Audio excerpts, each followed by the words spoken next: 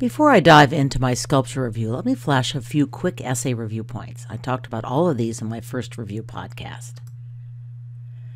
So this is going to be a pretty random review session. I sort of start out chronologically, then skip around to take advantage of opportunities to make comparisons and draw parallels. I'm also using past AP questions, and most of these date from before the new curriculum was inaugurated. So it's easy to forget in the deluge of information that art is about seeing, about looking carefully. So let's start out with a little observation practice. Remember these figures from very early in the course? What do you observe about them? We see the wide open eyes that convey anxiety and constant alertness in the face of the rather capricious gods. Life in the Tigris-Euphrates Valley was fraught with dangers of flood and invasion, and these were gods that needed to be propitiated. By the way, these statues were usually found buried in groups in anterooms to the cella. This art follows strict conventions. There's not much facial variation. The figures are usually portrayed with a left foot forward, hands clasped right over left. Shapes are very simple. We see cones and cylinders. The figures are not proportional. The larger heads and shoulders reflect the culture's belief about where the soul resides. And where else do we see a lot of disproportionately large heads? In African art, large heads reinforce the importance of the head for guiding the body, and hands also get a lot of play. Okay, a favorite. How would you answer this question? Very briefly. And by the way, I'm not going to continue asking the questions that are up on the slide. So, hope you all got this one. This is an Assyrian guardian figure, or lamassu. It stood outside the gates to the king's citadel, and its function was to warn anyone approaching of the king's power and reach. Note the 5 legs so that it can be seen and can see the approacher from all directions. This is an example of high relief, by the way. Here we see the sun god Shamash handing Hammurabi a rope, a scepter, and a ring, all symbols of authority. We know which one is Shamash because the god wears the horns, he is slightly bigger, and he has the bushier beard. Note that godliness and manliness are intertwined in this culture. So what do we call that pose with the body forward and the face in profile? And what purpose did it serve? It's a composite profile. Artists employed this technique to convey a maximum amount of information about the figure at the expense of realism. So this is conceptual art of a sort. Can you identify other works where gods interact with humans? I can imagine that as an essay question. Here are a few, obviously not all sculpture, and a few more. Note that the gods looking on in the Marie de Medici painting are Jupiter and Juno. A little ironic, since they're not exactly an ideal married couple. The seated scribe comes from Old Kingdom Egypt, and for Egyptian works, function almost always has to do with the afterlife.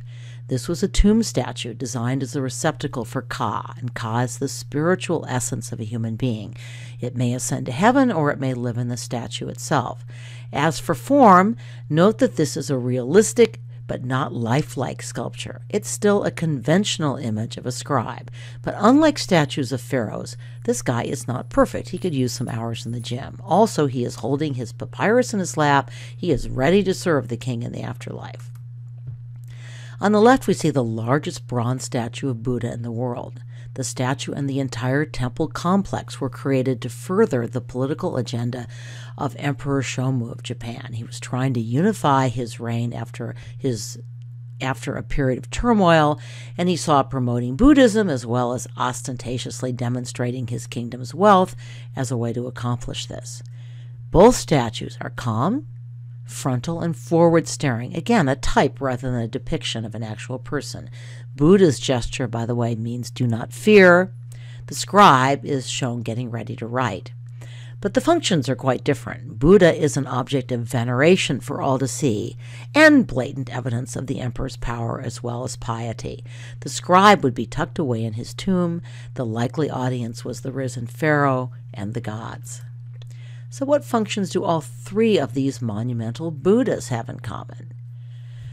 Well, of course they were intended to promote Buddha's faith, but they also were created to bolster a political regime. The Bamiyan Buddha was a very early bodily depiction of the Buddha. Before Gandharan Buddhist art, Buddha had been represented only symbolically. We see that in the stupa. The Gandharan king Kanishka embraced Buddhism and used it to strengthen his position on the Silk Road.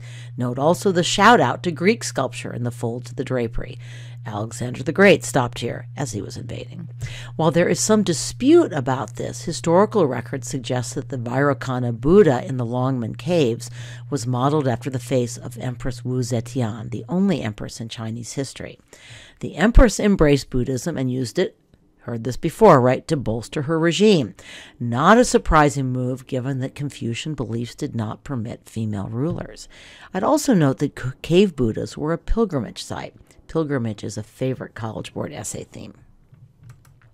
Now, this is a Buddha as well, but Tibetan Buddhists believe that this statue has actual direct spiritual power, that it's imbued with an energy that can transform them and can help them at the time of death. What Christian required work was believed to have somewhat similar powers. So there are obvious similarities in form and material between these works, but note that the Jowo Rinpoche is not a reliquary. Stupas are Buddhist reliquaries. And here is a comparison that the College Board loves. Note that both of these reliquaries were movable. Monks from Konk took the statue on processions in order to assert their authority and order within the town, or to lay claim to disputed property. The Fang people migrated with their reliquaries, which were placed on top of cylinder-like bark containers that held the skulls and other bones of important clan leaders. The dangling feet protected the contents. Both statues are frontal and have disproportionately enlarged heads. Santa Fe actually contains a child's skull, and the head itself may have been repurposed from a Roman statue head of a child. Note that both figures also seem to have a serene, eternal gaze, very common in religious sculpture. However, the prominent belly button and genitals of the Fang reliquary emphasize the life-generating sexuality, whereas the Santa Fe figure is devoid of sexuality. And of course, the Christian reliquary is embellished with much more lavish materials. Do you detect a theme here? Use your eyes. In an essay, don't hesitate to make what might seem to be an obvious observation about a work. The Lord of the Dance was also carried in processions, dressed, as you see here, in fine regalia. In formal terms, however, Hindu statuary is more sensual, more rhythmic, reflecting religious beliefs that place more emphasis on sensual pleasure as an essential element of life that is celebrated by the gods. Note how diagonals help create a sense of movement. Pay attention to line in sculpture as well as in painting. In formal terms, however, missed my slide setting, sorry. I warned you, I'm skipping back in time. You'll see why in a moment. So this was originally located in the Temple of Menkaura's pyramid complex at Giza. There the statue had a dual function. It too was a place for the pharaoh's ka to abide after the pharaoh's first physical death. But statues such as this were also objects of worship. Remember, these now dead pharaohs had fully joined the ranks of the gods.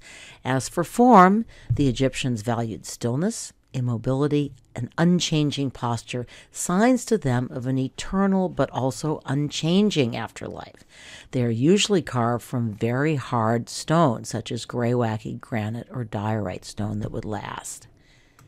The Greeks, by contrast, valued agility, movement, and grace, the signs of life on earth. Note that the kouros was a grave marker, but not a repository for any kind of spirit. Now, we do see some formal similarities. Both statues are rigidly frontal, with left leg extended forward.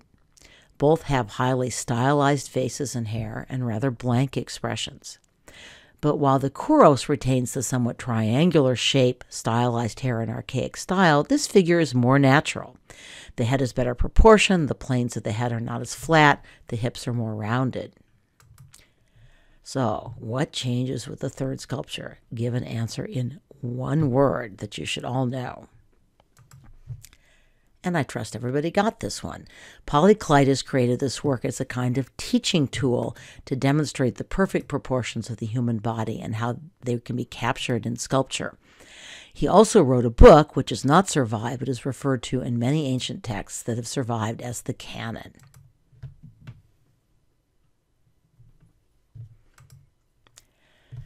See, I'm sorry, I'm having trouble with these building slides a little bit. Chiastic is actually another term for symmetria. Basically, it means a balance between flexed or curved and straight lines. If you will, symmetria is a kind of calculated asymmetry.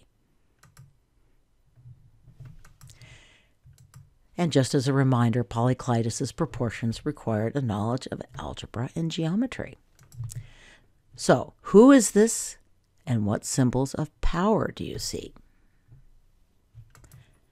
It's the female pharaoh Hatshepsut. You see her mortuary temple there to the right. She's from New Kingdom, Egypt.